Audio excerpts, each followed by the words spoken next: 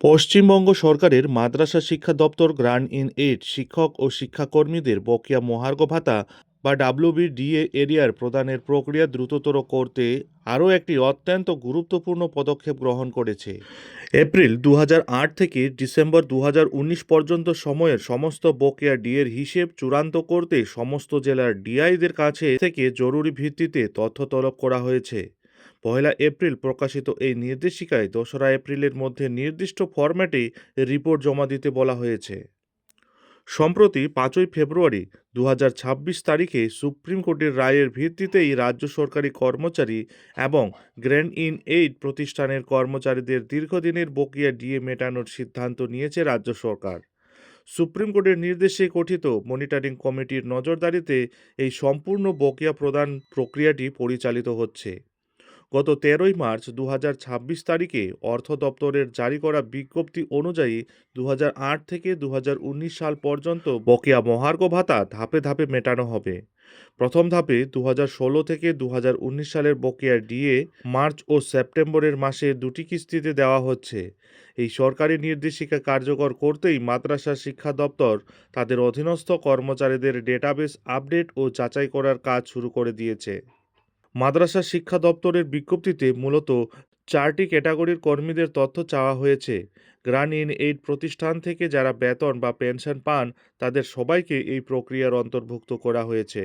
Grant in aid মাদ্রাসার শিক্ষক এবং নন টিচিং স্টাফ যারা বর্তমানে চাকরিতে বহাল রয়েছেন, যে সকল রাজ্য সরকারি কর্মচারী বর্তমানে ডেপুটেশনে রয়েছেন এবং যাদের বেতন ডিডিও সরাসরি গ্রান্ট ইন এইড খাত থেকে তুলে থাকেন। উল্লেখিত সময়ের মধ্যে যারা কর্মরত ছিলেন এবং গ্রান্ট ইন এইড থেকে বেতন পেতেন কিন্তু বর্তমানে আর চাকরিতে নেই। তাছাড়া যে সমস্ত কর্মী 2008 সালের এপ্রিল মাসের আগে অবসর গ্রহণ করেছেন কিন্তু তাদের পেনশন ডিডিওর মাধ্যমে গ্রান্ট ইন এইড থেকে মেটানো হয়। ডিআইদের একটি নির্দিষ্ট ছকে এই রিপোর্ট জমা দিতে হবে। প্রতিটি ক্যাটাগরির কর্মীর ক্ষেত্রে 2টি মূল তথ্য প্রশাসন জানতে চেয়েছে: সংশ্লিষ্ট কর্মীর এইচআরএমএস আইডি রয়েছে কিনা এবং দ্বিতীয়টি ডিডিও লগ ইনে বকেয়া ডিএর ক্যালকুলেশন শিট দেখা যাচ্ছে কিনা। এই 2টি তথ্য হ্যাঁ বা না হিসেবে উল্লেখ করে জেলার ডিআইদের কাছে পাঠাতে হবে। যাদের এইচআরএমএস আইডি নেই বা ডিডিও লগ ইনে ক্যালকুলেশন শিট জেনারেট হচ্ছে না তাদের চিহ্নিত করে দ্রুত প্রযুক্তিগত ত্রুটি সমাধানের জন্যই এই পদক্ষেপ নেওয়া হয়েছে।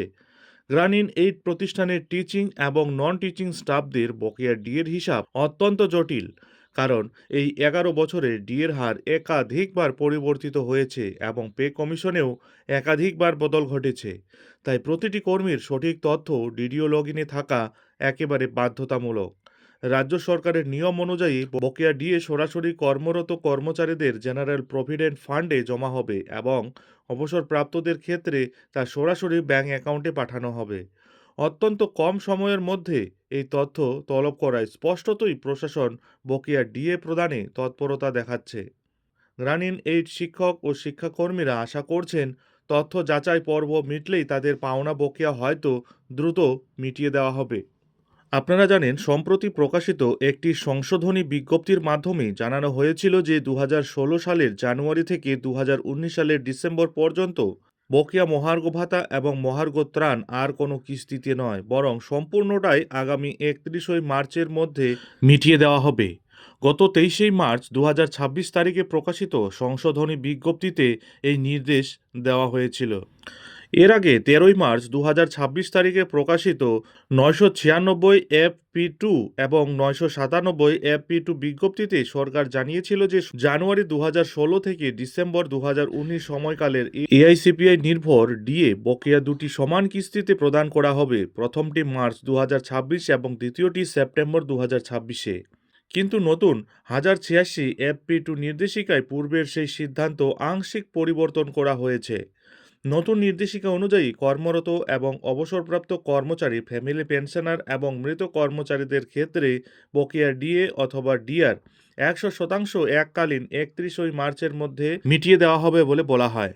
উল্লেখ্য, মাননীয় সুপ্রিম কোর্টের 5 ফেব্রুয়ারির 2026-এর রায়ের ভিত্তিতেই এই বকেয়া প্রদানের প্রক্রিয়া শুরু হয়েছে।